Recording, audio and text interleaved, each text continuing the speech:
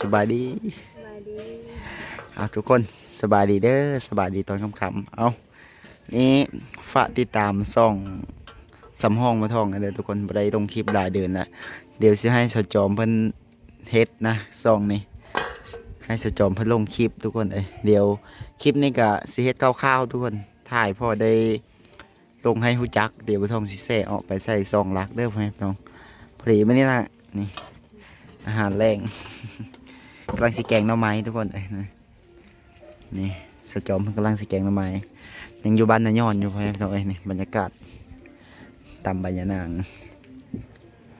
อยู่บ้านสะจอมยังอยู่บ้านแม่อยู่ทุกคน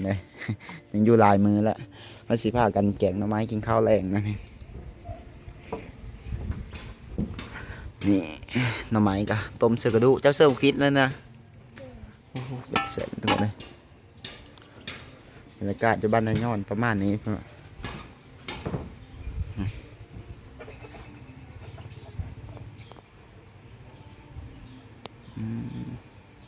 บรรยากาศตอนค่ำๆ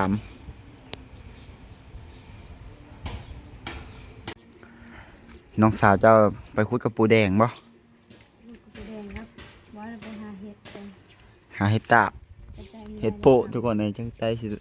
ยังบ่ได้ดอกแต่ว่าสมมติสิแกงหน่อไม้แหละนี่ก็บรรยากาศตอนค่ำๆแกงหน่อไม้กินข้าวแรงพี่น้องเอ้ยนี่ข้าวน้ำก็นึ่งแล้วเรียบร้อยนะอยู่ทำสะจอมก็ถือว่าสบายใจหลายแนวทุกคนเลยบ่ต่างกันกับอยู่บ้านเจ้าของนะยิ้มนะ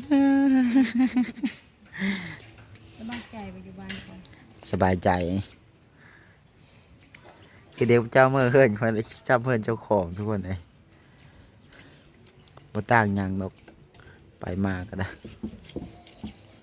เอาจังใดก็ฝากติดตามเด้อพี่น้องซ่องนี่เดี๋ยวบ่ทองสิพยายามลงคลิปทาง2 ช่องเลยพอแล้ว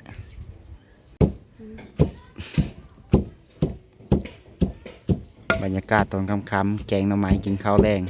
ถือว่าสุดยอดอาหารบ้านเฮาทุกคนเลยอาหารธรรมดาแต่ว่า น้ำฝนอยู่บ้านนายย้อนน่าจะกินแกงหน่อไม้ดูอยู่หมูป่าก็ได้ดูอยู่ปะเบิ่งแควหมูนะทุกคนนะโห แต่ก่อนอีโบได้ด้วยแต่ก่อน นี่แควหมู เลี้ยงทั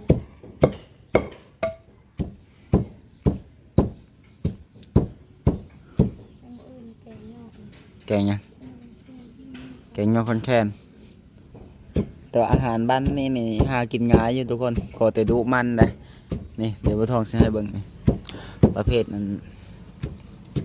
นอล็อกนอเหล่าไงมีหมดครบเสร็จนี่น้องเอามาเมื่อนี้นะเพิ่นก็ไปนอนคืนนึงไปหาเสียเมื่อบ้านดงนาขามพวกเมืองอาสพังทองพวกนะนี่หน่อไม้นี่อันนอเหล่าอันนี้ก็จะเป็นสารเป็นยอดคอนแคนป้าดอกยอดใหญ่ๆทั้งหมดนะถือว่าอุดมสมบูรณ์นะบ้านนี้ก็ได้นี่โหตะไคร้ก็มีครบเซตเอามาแต่ให้นะ